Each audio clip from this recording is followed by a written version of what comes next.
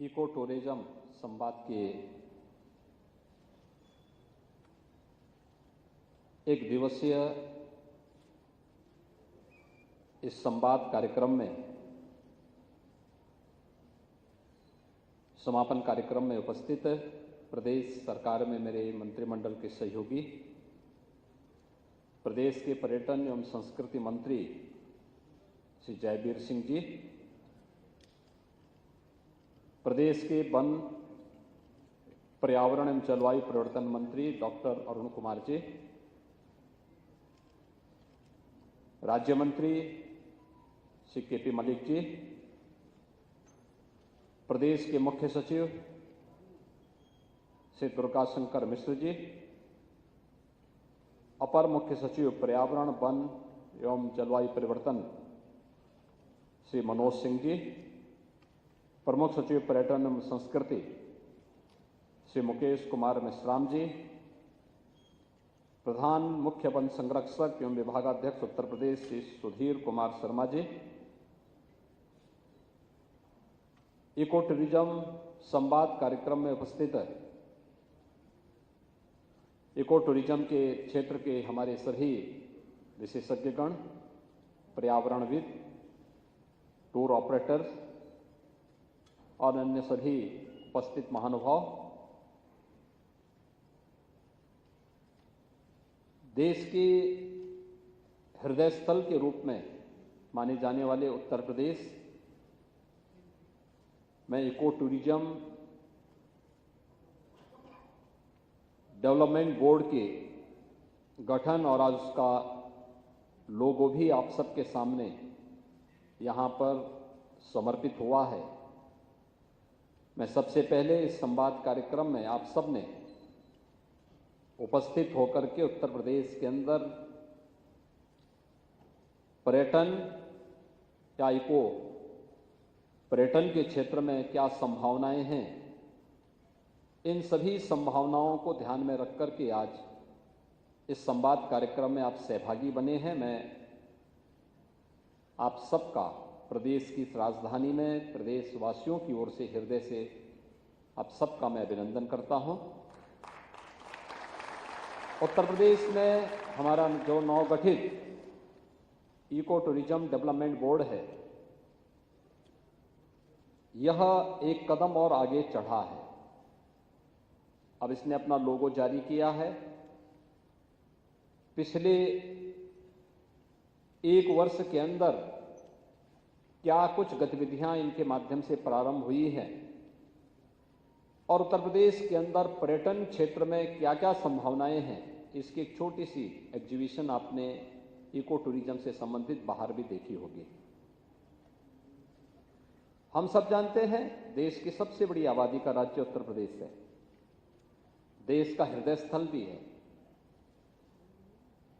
यहां पर पर्यटन की जो संभावनाएं हैं वह गत वर्ष उत्तर प्रदेश में आए हुए 48 करोड़ पर्यटकों की संख्या हम सब का ध्यान इस ओर आकर्षित करती है। यानी उत्तर प्रदेश की आबादी की लगभग दुगनी संख्या उत्तर प्रदेश में पर्यटन की दृष्टि आई थी। लेकिन इसमें ज्यादातर जो टूरिस्ट था, ज्यादातर जो पर्यटक था, वह स्पिरिचुअल टूरिज्म की दृष्टि उत्तर प्रदेश में आया था। काशी में संख्या 2023 में 10 करोड़ से अधिक थी। मथुरा वृंदावन में गत वर्ष यह संख्या 7.5 करोड़ से अधिक थी। अयोध्या में गत वर्ष यह संख्या 5 करोड़ से अधिक थी।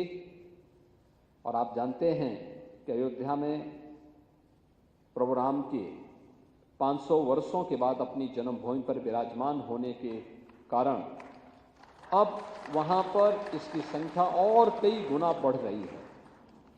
यानी एवरेज 1.5 से 2 लाख पर्यटक प्रतिदिन अयोध्या आ रहे हैं, अयोध्या धाम में आ रहे हैं।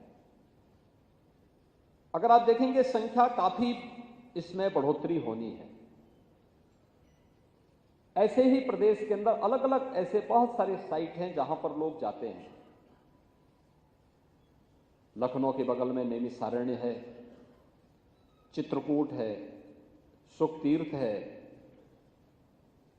विंध्यवासिनी धाम है, मां पाटेश्वरी धाम है, मां शाकंभरी धाम सहारनपुर है, या बौद्ध तीर्थस्थल चाहे वह कपिलवस्तु हो, चाहे वह सारनाथ हो, कुशीनगर हो, श्रावस्ती हो, संकिसा हो, या जैन तीर्थ स्थलों के लिए या सूफी परंपरा से जुड़े हुए स्थलों के लिए, यानी अनेक संभावनाएं स्पिरिचुअल टूरिज्म की पहले से यहां मौजूद है। और ये संभावना बताती है कि अगर स्पिरिचुअल टूरिज्म के लिए यहां पर स्पेस है, इसका मतलब मानव सृष्टि और जीव सृष्टि का उद्गम स्थल है। और उसका सबसे बड़ा प्रमाण अगर देखना है तो सोनभद्र में फासिल पार्क को एक बार आप जाकर के देखिए। यानी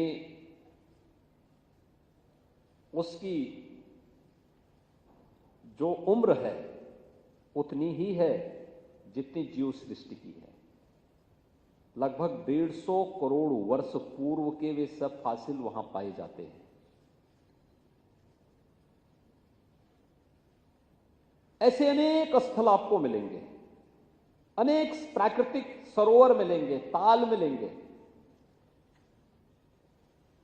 15,000 वर्ग किलोमीटर का क्षेत्रफल तो हमारे पास केवल वन संपदा है। अच्छे पौराणिक काल के, ऐतिहासिक काल के वन उत्तर प्रदेश में मौजूद हैं। और मैं जब देखता हूं, मुझे उत्तर प्रदेश की तराई क्षेत्र में जब जाने का अवसर प्राप्त होता है, एक बात मन में जरूर आती है कि उत्तर प्रदेश के अंदर वन भारत और नेपाल सीमा में सुरक्षित हैं। बहराइच, श्रावस्ती में, बहराइच में, बलरामपुर में, लखीमपुर खीरी में, पीलीभीत में। लेकिन जब उस पार हम जाते हैं नेपाल की तरफ, तो वहां एकदम वन पूरी तरह समाप्त हो चुके हैं। और इसीलिए चाहे वह चोका हो, चाहे वह दुधवा हो, चाहे वह पीलीभीत टाइगर रिजर्व हो, और अब तो हम लोग चित्रकूट में भी और बिजनौर के अमानगढ़ में भी टाइगर रिजर्व के कार्यक्रम को आगे बढ़ाने का कार्य कर रहे हैं। तेजी के साथ इसको भी आगे बढ़ा रहे हैं।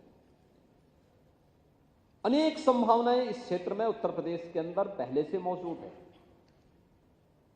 हम सब जानते हैं। यानी अगर स्पिरिचुअल टूरिज्म का स्थान है तो अवश्य ही हेरिटेज टूरिज्म का भी और इको टूरिज्म का भी स्पेस, वहां उतनी ही संभावनाएं उसके पास मौजूद हैं। और उन्हीं संभावनाओं को देश और दुनिया के सामने लाने के लिए लोगों का इसके प्रति आकर्षण बढ़े, मनोरंजन भी हो, ज्ञानवर्धन भी हो, अतीत और इतिहास के साथ जुड़ने का अवसर भी प्राप्त हो, और भावी चेतावनी के प्रति हम सब जागरूक भी हो सकें। इस दृष्टि से उत्तर प्रदेश ने अपना eco tourism board, development board का गठन किया है। इको टूरिज्म डेवलपमेंट बोर्ड के पीछे का उद्देश्य ही यही है। अभी हमारे पर्यटन और संस्कृति मंत्री जैसा कह रहे थे, इस बार जून की गर्मी मुझे लगता है लंबे समय तक उत्तर प्रदेश वासियों को और देशवासियों को याद आएगी। टेम्परेचर कितना ऐसे बढ़ रहा था जैसे किसी साइकिल का चक्का घूम रहा हो, तेजी के साथ आगे बढ़ रहा था। लोग असहाय थे, असमंजस की स्थिति में थे। लेकिन इसके लिए कोई उत्तरदायी कोई दूसरा नहीं है, हम सबकी स्वार्थी गतिविधियां ही इसके लिए जिम्मेदार भी हैं। अपने स्वयं के स्वार्थ के लिए प्रकृति का दोहन करने की हमारी जो प्रवृत्ति है, इसने इस प्रकार की स्थिति हम सबके सामने पैदा की। अनेक नदियों के जल सूख गए, स्रोत सूख गए, सूखी पड़ी हुई थी। आप लखनऊ में हैं। लखनऊ में हम लोग एक नाइट सफारी बना रहे हैं कुकरेल के पास, और कुकरेल के नाइट सफारी के पहले हम एक नदी को जीवित करने वाले हैं लखनऊ में। उसका नाम है कुकरेल नदी।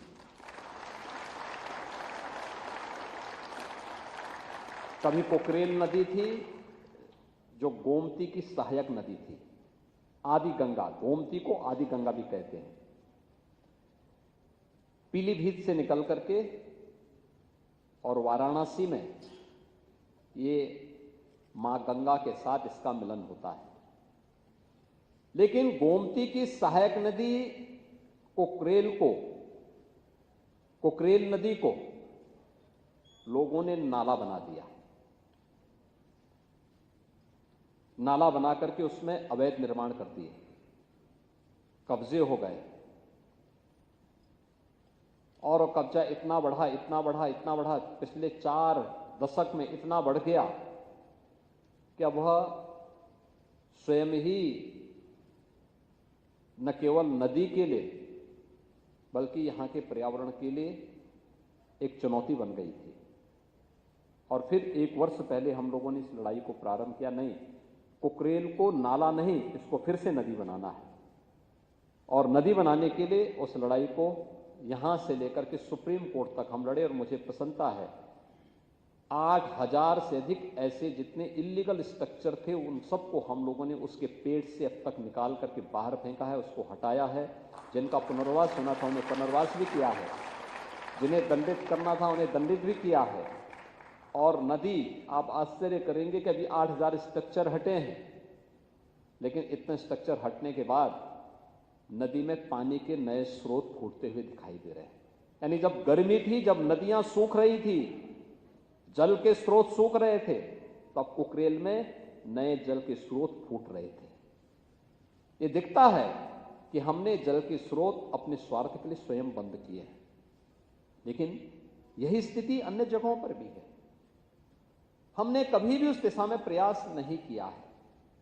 और इको टूरिज्म डेवलपमेंट बोर्ड इस बात के लिए हमें आगाह कर रहा है कि ज्ञानवर्धन के लिए भी, मनोरंजन के लिए भी हम अपनी प्रकृति के इस उपहार का उपयोग करें, लेकिन इसके साथ साथ आने वाली पीढ़ी को एक लंबे समय तक ये उपहार इसी रूप में मनोरंजन और ज्ञानवर्धन के रूप में प्राप्त होता रहे। इसलिए इसके संरक्षण की जिम्मेदारी भी हमारे ऊपर होनी चाहिए, हर पीढ़ी को अपने ऊपर लेनी पड़ेगी। और उसी दृष्टि से इस कार्यक्रम को आगे बढ़ाने के लिए एक अभिनव प्रयास प्रारंभ हुआ है। एक साथ जब आप जाते हैं, एक कोई टूरिस्ट आता है, तो अपने साथ एक व्यक्ति के लिए नहीं, अनेक लोगों के लिए वह रोजगार का सृजन भी करता है। और अगर संभावनाएं हैं तो उन संभावनाओं से वहां पे लाभ लेना, अगर हम सभी प्रकृति का संरक्षण करते हुए, पर्यावरण का संरक्षण करते हुए इन कार्यों को अपनाते हैं, तो इसमें हमें एक संकोच नहीं करना चाहिए। और मुझे लगता है कि ये चीजें आज हम सबको उन क्षेत्रों में जहां पर हम लोगों ने इस दिशा में प्रयास किए हैं, उसका लाभ हमें देखते हुए वहां बनता है। और मुझे प्रसन्नता है, इको टूरिज्म के क्षेत्र में अलग अलग क्षेत्रों में लोगों ने अलग अलग कार्य प्रारंभ किए, अनेक साइट हुई हैं। हमने इसके लिए जो कार्य प्रारंभ किए हैं, सोगी वर्गबा में भी काम प्रारंभ हुआ है, दुधवा में भी, चूका में भी, पीलीभीत टाइगर जो रिजर्व बना है उस क्षेत्र में भी अनेक लोग आ रहे हैं। लोगों को वहां देखने का अवसर प्राप्त हो रहा है। लोगों को भी ये चीजें उन लोगों के मन में आती है कि वाह, ये वास्तविक है, वहां पर कुछ भी आर्टिफिशियल नहीं है। एक वास्तविक जिंदगी में उन्हें प्रकृति को देखने का अवसर प्राप्त हो रहा है। मैं जब भी दुधवा में जाता हूं, अंदर जंगल के बीच जाता हूं, मैं देखता हूं कि अगर लखनऊ का टेम्परेचर 42 है तो हमें दुधवा के अंदर वो टेम्परेचर 35 के आसपास दिखाई देता है। टेम्परेचर में इतना कमी वहां पर प्रकृति के सानिध्य में ऐसा प्राप्त हो देखने को मिलता है। ये हमें इस ओर इशारा करता है कि अगर हमने इस ओर ध्यान दिया, पर्यावरण के प्रति हम जागरूक हुए, तो स्वाभाविक रूप से इसका लाभ हमें आने वाले समय में प्राप्त होगा। इसी रूप में प्राप्त होगा जैसे हमें लखनऊ के टेम्परेचर में और दुधवा के अंदर के टेम्परेचर में देखने को प्राप्त होता है। और आप प्रकृति के जितने अधिक नजदीक जाएंगे, जितना आप उसको संरक्षण देंगे, वह भी आपको उतना ही अपने समीप पाएगी और आपको भी उतना ही स्वच्छ और सुंदर वातावरण देगी। इस बात का भी वो आश्वासन आपको निरंतर देती है। लेकिन हमारे स्तर पर कुछ प्रयास तो इसके लिए प्रारंभ हो। दूसरा, वहां पर जाने की संभावनाओं को, कनेक्टिविटी के लिए भी अब सरकार ने प्रयास प्रारंभ किए हैं।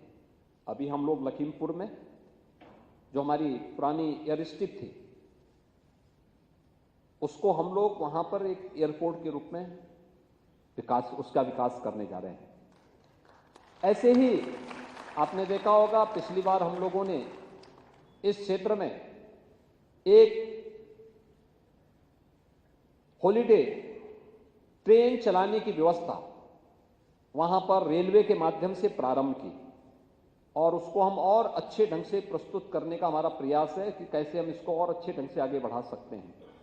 भारतीय रेल उस समय इसके लिए सहमत भी था। उसको बोर्ड के माध्यम से, विभाग के माध्यम से, टूर ऑपरेटर्स के माध्यम से इन संभावनाओं को आगे बढ़ाना पड़ेगा। ऐसे ही हमें इस बात के लिए वहां के, अगर हम स्थानीय जो निवासी हैं, उन्हें वहां पर गाइड के रूप में प्रशिक्षित करें, वहां पर बनने वाली जो सुविधाएं, उन सुविधाओं के साथ जोड़ें, तो हम वहां के इकोसिस्टम को भी ठीक कर पाएंगे और इको टूरिज्म को भी आगे बढ़ाने में हमें इसके माध्यम से बहुत मदद मिल सकती है। आज मेरा मानना है कि टूरिज्म एक ऐसा क्षेत्र है जो न केवल हम सब के लिए एक मनोरंजन का माध्यम बन सकता है, बल्कि आर्थिक समृद्धि के माध्यम से हम सशक्त बनने की दिशा में भी अग्रसर हो सकते हैं। अनेक लोगों के लिए एम्प्लॉयमेंट जनरेशन का भी एक बहुत सशक्त माध्यम भी बन सकता है। और उन संभावनाओं को आगे बढ़ाने के लिए, क्योंकि जो मैंने पहले ही कहा कि उत्तर प्रदेश सरकार ने इस दिशा में अलग अलग सेक्टर को चिन्हित करने का प्रयास किया। उत्तर प्रदेश के अंदर हमने स्पिरिचुअल टूरिज्म के लिए कार्य प्रारंभ किया, तो हेरिटेज टूरिज्म को भी डेवलप करने के लिए जो कार्य प्रारंभ हुए, वह आप अगर देखेंगे तो बुंदेलखंड के किलों को लेकर के, या ऐतिहासिक दृष्टि से जो इमारतें हमारे पास जहां तहां पड़ी हुई थी, उन सभी को हम कहीं होटल के रूप में, कहीं उन साइट को टूरिज्म डेवलपमेंट की दृष्टि से डेवलप करने के लिए अनेक हम लोगों ने वहां पे प्रयास प्रारंभ किए हैं, और लोगों को इसके बारे में उधर आकर्षित करने के लिए भी एक नई व्यवस्था को आगे बढ़ाया है। होटल, रेस्टोरेंट के अलग अलग श्रृंखलाओं को भी उत्तर प्रदेश के अंदर यूपी सरकार ने अपनी नीति के अंतर्गत आकर्षित करने का काम किया है। और इसीलिए मैं आज इस अवसर पर आप सबसे इस बारे में आग्रह करूंगा कि जो संभावनाएं उत्तर प्रदेश के अंदर हैं, अलग अलग जनपद में अलग अलग संभावना, और अलग अलग क्षेत्रों के लिए भी उन संभावनाओं पे आप लोगों का सहयोग और आपकी सक्रियता, इको क्षेत्र में जो टूरिज्म डेवलपमेंट का ये नया बोर्ड उत्तर प्रदेश सरकार ने गठित किया है, यह उन नई संभावनाओं को आगे बढ़ाएगा। और मेरा मानना है एक कार्य की शुरुआत है, इसके कुछ अच्छे परिणाम और कुछ उत्साही टूर ऑपरेटर्स ने इसमें रुचि लेकर के इसको सफलता की एक नई ऊंचाई की ओर पहुंचाने का प्रयास प्रारंभ किया है। लेकिन इसमें अगर व्यापक पैमाने पे हम लोगों को जागरूक करें, उनको हम प्रशिक्षित करें, ये अनिवार्य रूप से हम वहां पे कोई व्यवस्था बनाएं कि होम स्टे जो हम स्पिरिचुअल टूरिज्म की दृष्टि से करते हैं, चाहे वह काशी में हो, अयोध्या में हो या मथुरा वृंदावन में है, अगर इन्हीं संभावनाओं को लेकर के हम लोग यही कार्य इको टूरिज्म में भी, उन ग्रामीण क्षेत्रों में भी विलेज टूरिज्म को डेवलप करें, तो गांव के लोगों के सामने भी रोजगार सृजन की एक नई संभावना बनेगी। लोगों के मन में एक उत्साह आएगा, उनके रहन सहन, उनके व्यवहार में, सामान्य बातचीत में एक नया परिवर्तन आपको देखने को मिलेगा। विकास की मुख्य धारा के साथ जुड़ने में उनको मदद मिलेगी। रोजगार सृजन की नई संभावना उनके बीच में बनेगी। जैसे अभी मैं बांदा के कालिंचर के पास देख रहा था, जैसे जालौन के पास या बस्ती जनपद में इस प्रकार के कार्यक्रम प्रारंभ हुए हैं। ये संभावना पीलीभीत में भी बन सकती है, ये संभावना लखीमपुर खीरी और बहराइच में भी बन सकती है, ये संभावना सोनभद्र, चित्रकूट और चंदौली जनपद में भी बन सकती है, ये संभावनाएं अन्य उन जनपदों में बन सकती है जहां पर इसके लिए उस प्रकार का इकोसिस्टम पहले से मौजूद है। लोग वहां आते हैं, सरकार फैसिलिटेट कर सकती है, सरकार कनेक्टिविटी दे सकती है, सरकार अपने पॉलिसी के अंतर्गत या पॉलिसी या कहीं पे कोई आवश्यक संशोधन होने हैं उसके अंतर्गत उन्हें आवश्यक सुविधाएं उपलब्ध करवा सकती हैं।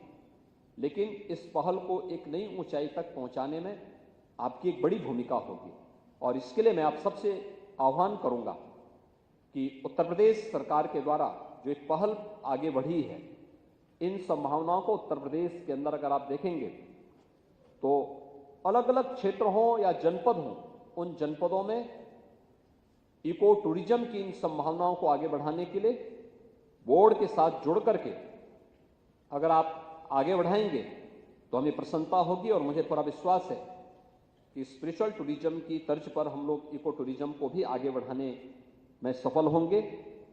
आज दिन भर के इस संवाद कार्यक्रम में मैं देख रहा था अलग अलग फील्ड के अलग अलग विशेषज्ञों ने अपने विचारों को आज के संवाद कार्यक्रम में रखा है। आपके जो सुझाव यहां आए होंगे उन सुझावों को सरकार गंभीरता से लेगी और समयबद्ध तरीके से जो भी उसमें संभावनाएं इको टूरिज्म के क्षेत्र की आगे बढ़ाने की होगी उन पर पहल करते हुए कार्रवाई भी करेगी। और मैं आपको इस बात के लिए आश्वस्त करता हूं कि आपकी समस्या का समाधान करने के लिए हमारी सरकार पूरी प्रतिबद्धता के साथ कार्य करेगी। एक बार फिर से इस संवाद इको टूरिज्म के